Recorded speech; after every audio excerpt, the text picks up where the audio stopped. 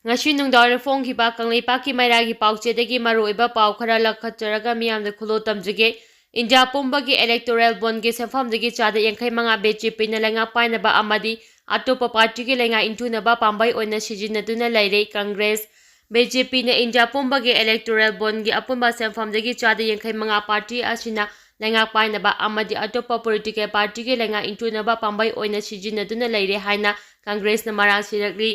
ngasi Imphal gi BT Road ta laiba Congress Bhavan da pangthokiba paugi mifam amada Manipur Pradesh Congress Committee MPCC gi wangang ningombam Bhupendra na phongdokhibada India na electoral bond scheme asi unconstitutional oire haina Supreme Court na laukthokraba matung maduda takibrai aduge pera manungda yauriba bonds issue tawriba State Bank of India SBI na March ki tang taruk fawbagi manungda electoral bonds asida sel gi mateng panglakiba sing adugi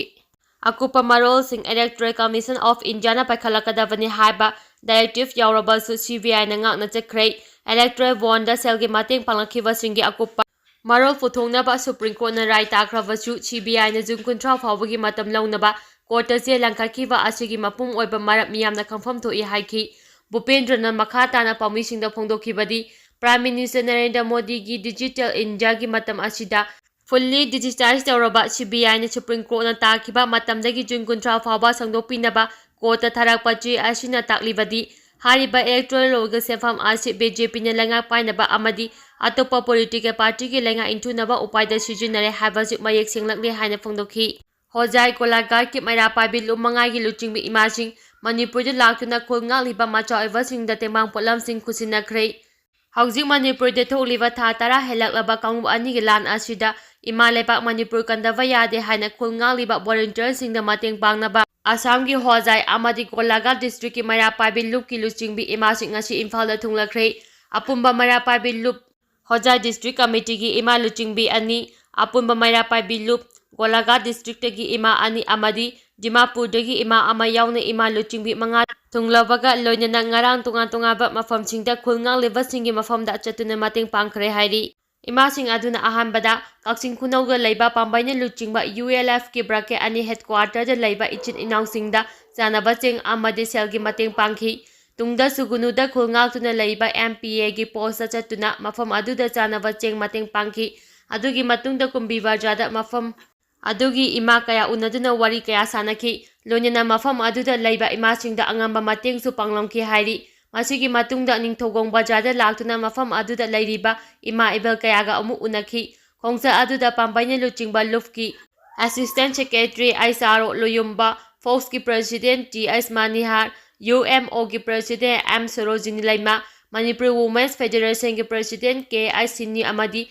atai member singchu saruk yakhi Assamdagi laktuna angamba mateng panglaba adugi matangda apumba maira paibi Lup Kolagar District Committee ki President Modubalana phongdokhibada lan ki chaithing phangliba miyam gi awabada Manipur gi mapanda lairiba Manipuri singna saruk yajari lapna lairebasu tholiba thawdo asida hakthengnana saruk yaba ngamdrabasu miyam gi awabada saruk yaba lakpani angamba mateng khara pangba lakpani haiki apunba maira pabi Lup Hojai District Committee ki President B Patna Pati Saramana haikibada Tha tara helaklaba lan asina maram oiraga lan gi chaithing phanglaba imung manung singgi awabada saruk yari mapanda khundariba Manipuri singna tholiba lan asigi pautabada achuki matik nungaitaba fawi angang sing fawbana tholiba lan asi loisinduna lairiba asi athubada loisinduna mahoksagum igna chingna leiba Manipur haibadu oinaba tengbang mapuda thaunijari iramdam imalaiba pu kandaba yade hajuna khulnga liba icha singgi thauna mama oibi singna matam pumbada kawba ngamloi Makogi awabada angamba mateng kharanang oirabasu mafam asida lakpani angamba mateng pangjabani numi mangani gi oiba khongsa asida tonga Manipur gi mafam singda chatuna miyoi kayagasu hakthengnana unagani mapanda khundariba maite singna Manipur gi damak matam punamakta lepkani haina mahakna haiki Border town moreh da security force na Pung chupna checksinna ngak senbagi thabak chathari Border town moreh da hauji state security force yauna central force ki apunba kanguna ngak senbagi thabak akanba maungda Pung chupna pangthokpadagi pamdabagi thawdo amata thokpa leitri Border town moreh da law and order fagalakpadagi ayu pung 12 fawba curfew komthokli hauji moreh da laiba special police commando gi kanguna achobo thodang lauduna chingnaba area da drone camera sijinaduna Pung chupna ngak senbagi akanba checking thorong lakhali hairi pao sine makha taribadi ꯍꯧꯖꯤꯛ ꯃꯣꯔꯦꯗ ꯂꯩꯔꯤꯕ special command ꯌꯨꯅꯤꯠꯀꯤ SP KSH ꯀ꯭ꯔꯤꯁꯅꯇꯣꯝꯕꯤꯅ ꯃꯐꯝ ꯑꯗꯨꯒꯤ operation commander ꯑꯣꯏꯗꯨꯅ ꯃꯍꯥꯛꯀꯤ ꯂꯨꯆꯤꯡ ꯃꯈꯥꯗ operation ꯆꯠꯊꯕ ꯑꯃꯗꯤ ROP ꯆꯠꯅꯕꯅ ꯃꯔꯝ ꯑꯣꯏꯔꯒ ꯃꯣꯔꯦꯗ ꯄꯥꯝꯗꯕ ꯊꯧꯗꯣꯛ ꯊꯣꯛꯄꯒꯤ ꯊꯧꯗꯣꯛ ꯆꯥꯡ ꯌꯥꯝꯅ ꯍꯟꯊꯈꯤꯕꯅꯤ꯫ ꯍꯧꯖꯤꯛ ꯃꯣꯔꯦꯗ ꯂꯩꯔꯤꯕ ꯁ꯭ꯇꯦꯠ ꯁꯦꯀ꯭ꯌꯨꯔꯤꯇꯤꯁꯤꯡꯒꯤꯗꯃꯛ ꯂꯩꯉꯥꯛꯀꯤ ꯃꯥꯏꯀꯩꯗꯒꯤ ꯆꯥꯅ ꯊꯛꯅꯕ ꯄꯣꯠꯂꯝꯁꯤꯡ ꯃꯄꯨꯡ ꯐꯥꯅ ꯄꯤꯔꯛꯄꯅ ꯃꯔꯝ ꯑꯣꯏꯔꯒ ꯃꯃꯥꯡꯗ ꯁ꯭ꯇꯦꯠ ꯐꯣꯔꯁꯁꯤꯡꯅ ꯊꯦꯡꯅꯔꯝꯕ ꯈꯨꯗꯣꯡꯆꯥꯗꯕꯁꯤꯡ ꯑꯗꯨ ꯍꯧꯖꯤꯛꯇꯤ ꯂꯩꯇ꯭ꯔꯦ꯫ ꯆꯥꯅ ꯊꯛꯅꯕ ꯄꯣꯠꯂꯝꯁꯤꯡ ꯊꯥꯒꯤ ꯑꯣꯏꯅ ꯁ꯭ꯇꯣꯛꯇ ꯂꯩꯔꯦ꯫ ꯒꯥꯔꯤ ꯑꯃꯗꯤ ꯈꯨꯠꯁꯨ ꯈꯨꯠꯂꯥꯏꯒꯤ ꯑꯋꯥꯠꯄ ꯊꯣꯏꯅ ꯂꯩꯇ꯭ꯔꯦ꯫ ꯅꯨꯃꯤꯗꯥꯡꯒꯤ ꯃꯇꯝꯗꯁꯨ ꯆꯤꯡꯅꯕ ꯃꯐꯝꯁꯤꯡꯗ ꯕꯨꯂꯦꯠꯄ꯭ꯔꯨꯐꯀꯤ ꯒꯥꯔꯤꯁꯤꯡ ꯊꯧꯖꯤꯟꯗꯨꯅ ꯆꯪꯁꯤꯟꯕꯒꯤ ꯊꯕꯛ ꯆꯠꯊꯔꯤ ꯍꯥꯏꯔꯤ꯫ KCPꯒꯤ ꯂꯥꯟꯃꯤ 2 ꯐꯥꯔꯦ꯫ ꯑꯦꯀꯔ 25 ꯔꯣꯝꯗ ꯊꯥꯔꯝꯕ ꯄꯣꯄꯤ ꯄꯥꯝꯕꯤꯁꯤꯡ ꯌꯥꯟꯊꯠꯇꯨꯅ ꯃꯥꯡꯍꯟꯈ꯭ꯔꯦ꯫ ꯏꯝꯐꯥꯜ ꯋꯦꯁ ꯗꯤꯁꯇ꯭ꯔꯤꯛ ꯄꯨꯂꯤꯁ ꯀꯃꯥꯟꯗꯣꯒꯤ ꯀꯥꯡꯕꯨꯅ ꯉꯔꯥꯡ ꯆꯠꯊꯈꯤꯕ ꯑꯣꯄꯔꯦꯁꯟꯗ KCP ꯇꯥꯏꯕꯪ ꯉꯥꯟꯕ ꯒ꯭ꯔꯨꯞꯀꯤ ꯂꯥꯟꯃꯤ 2 ꯐꯒꯠꯄ ꯉꯝꯂꯦ꯫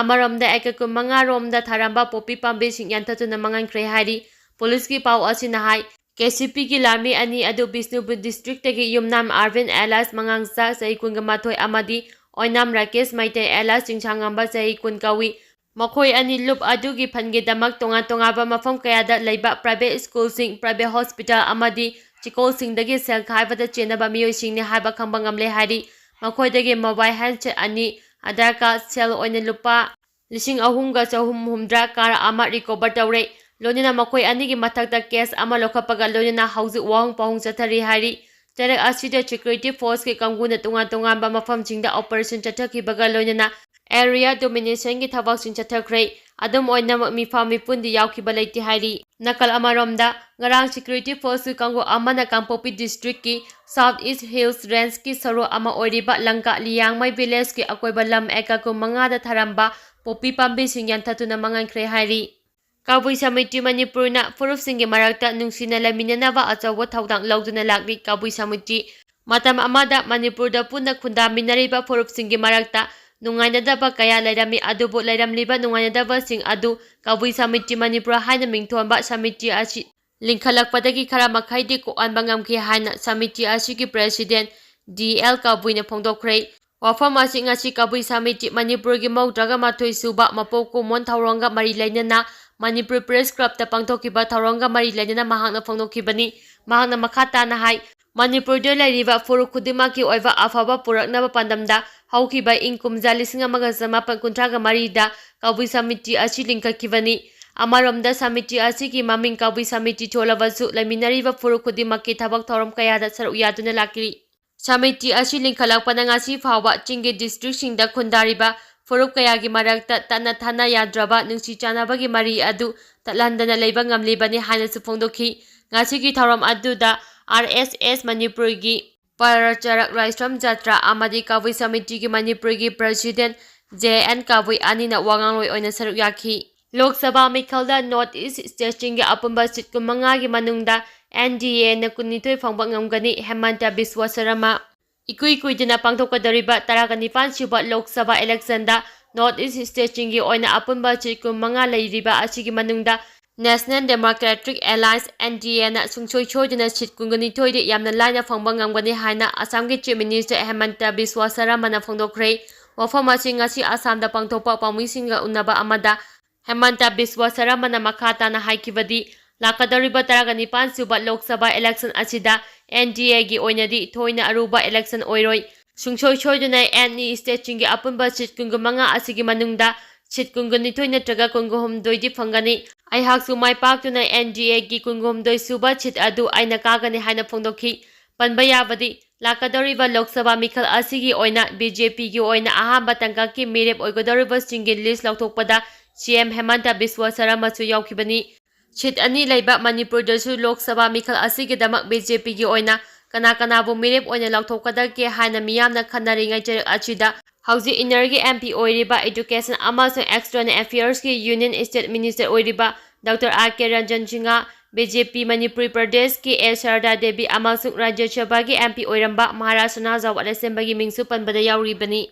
ꯃꯥꯂꯦꯝ ꯊꯣꯉꯥꯝꯅ ꯃꯈꯥ ꯇꯥꯅ ꯆꯔꯥꯏꯍꯦꯟꯕꯒꯤ ꯈꯣꯡꯖꯪ ꯆꯪꯁꯤꯟꯈ꯭ꯔꯦ꯫ ꯃꯅꯤꯄꯨꯔꯗ ꯊꯣꯛꯂꯤꯕ ꯀꯥꯡꯂꯨꯞ ꯑꯅꯤꯒꯤ ꯂꯥꯟ ꯑꯁꯤ ꯄ꯭ꯔꯥꯏꯝ ꯃꯤꯅꯤꯁꯇꯔꯅ ꯑꯊꯨꯕꯗ ꯃꯤꯠꯌꯦꯡ ꯆꯪꯗꯨꯅ ꯂꯣꯏꯁꯤꯜꯂꯨ, ꯂꯣꯏꯅꯅ ꯈꯨꯗꯛꯇ ꯍꯟꯗꯣꯛꯎ ꯍꯥꯏꯕ ꯗꯥꯕꯤ ꯇꯧꯗꯨꯅ ꯗꯦꯜꯂꯤ ꯑꯃꯗꯤ ꯃꯅꯤꯄꯨꯔꯗ ꯆꯔꯥꯏꯍꯦꯟꯕꯒꯤ ꯈꯣꯡꯖꯪ ꯆꯪꯁꯤꯜꯂꯛꯈꯤꯕꯤ ꯃꯥꯂꯦꯝ ꯊꯣꯉꯥꯝ ꯃꯈꯥ ꯇꯥꯅ ꯆꯔꯥꯏꯍꯦꯟꯕꯒꯤ ꯈꯣꯡꯖꯪ ꯆꯪꯁꯤꯟꯈ꯭ꯔꯦ꯫ ꯉꯔꯥꯡ ꯀꯪꯂꯥꯒꯤ ꯅꯣꯡꯆꯨꯠ ꯊꯪꯕ ꯒꯦꯠ ꯃꯅꯥꯛꯇ ꯆꯔꯥꯏꯍꯦꯟꯕꯒꯤ ꯈꯣꯡꯖꯪ ꯆꯪꯁꯤꯟꯅꯕ ꯍꯣꯠꯅꯕꯗ ꯃꯥꯂꯦꯝ ꯊꯣꯡꯅꯥꯕꯨ ꯄꯨꯂꯤꯁꯀꯤ ꯀꯥꯡꯕꯨꯅ ꯃꯐꯝ ꯑꯗꯨꯗꯒꯤ ꯐꯥꯔꯒ ꯃꯇꯨꯡ ꯃꯁꯥ ꯂꯥꯌꯦꯡꯅꯕꯒꯤꯗꯃꯛ ꯖꯦꯅꯤꯝꯁꯇ ꯊꯝꯈꯤꯕꯅꯤ꯫ ꯑꯗꯨꯕꯨ ꯉꯁꯤ ꯍꯣꯁꯄꯤꯇꯥꯜꯗꯒꯤ ꯊꯣꯛꯂꯛꯈꯤꯕꯒ ꯂꯣꯏꯅꯅ ꯅꯨꯡꯊꯤꯜ ꯄꯨꯡ 3 ꯇꯥꯕ ꯃꯇꯝꯗ ꯃꯥꯂꯦꯝ ꯊꯧꯅꯥꯅ ꯈꯨꯔꯥꯏ ꯂꯝꯂꯣꯡꯊꯣꯡ ꯂꯥꯏꯌꯦꯡꯐꯝ ꯂꯩꯀꯥꯏ ꯀꯝꯃ꯭ꯌꯨꯅꯤꯇꯤ ꯍꯣꯜꯗ ꯆꯔꯥ ꯍꯦꯟꯕꯒꯤ ꯈꯣꯡꯖꯪ ꯆꯪꯁꯤꯟꯕ ꯍꯧꯈ꯭ꯔꯦ꯫ ꯃꯥꯂꯦꯝ ꯊꯧꯅꯥꯅ ꯆꯔꯥ ꯍꯦꯟꯗꯨꯅ ꯁꯤꯖꯅꯕ ꯍꯣꯠꯅꯕꯒꯤ ꯃꯔꯥꯜꯗ ꯄꯨꯂꯤꯁꯅ ꯃꯃꯥꯡꯗ ꯐꯥꯖꯤꯟꯈꯤꯕꯒ ꯂꯣꯏꯅꯅ ꯖꯦꯜꯗ ꯐꯥꯎꯕ ꯊꯝꯂꯨꯔꯕꯅꯤ꯫ ꯑꯗꯨꯕꯨ ꯕꯦꯜꯗ ꯊꯣꯛꯂꯛꯂꯕ ꯃꯇꯨꯡꯗ ꯃꯈꯥ ꯇꯥꯅ ꯆꯔꯥ ꯍꯦꯟꯕꯒꯤ ꯈꯣꯡꯖꯪ ꯑꯁꯤ ꯆꯪꯁꯤꯜꯂꯛꯈꯤꯕꯅꯤ꯫ ꯃꯥꯂꯦꯝ ꯊꯧꯅꯥ ꯃꯃꯥꯡ ꯊꯥ ꯐꯦꯕ꯭ꯔꯨꯋꯥꯔꯤ 22ꯗ ꯗꯦꯜꯂꯤꯗ ꯆꯔꯥ ꯍꯦꯟꯕꯒꯤ ꯈꯣꯡꯖꯪ ꯆꯪꯁꯤꯟꯈꯤ꯫ ꯗꯦꯜꯂꯤ ꯄꯨꯂꯤꯁꯅ ꯐꯥꯔꯕ ꯃꯇꯨꯡꯗ ꯃꯅꯤꯄꯨꯔꯗ ꯑꯃꯨꯛ ꯊꯣꯛꯂꯒ ꯆꯔꯥ ꯍꯦꯟꯕꯒꯤ ꯈꯣꯡꯖꯪ ꯃꯈꯥ ꯇꯥꯅ ꯆꯪꯁꯤꯟꯗꯨꯅ ꯂꯥꯛꯈꯤꯕꯅꯤ ꯍꯥꯏꯔꯤ꯫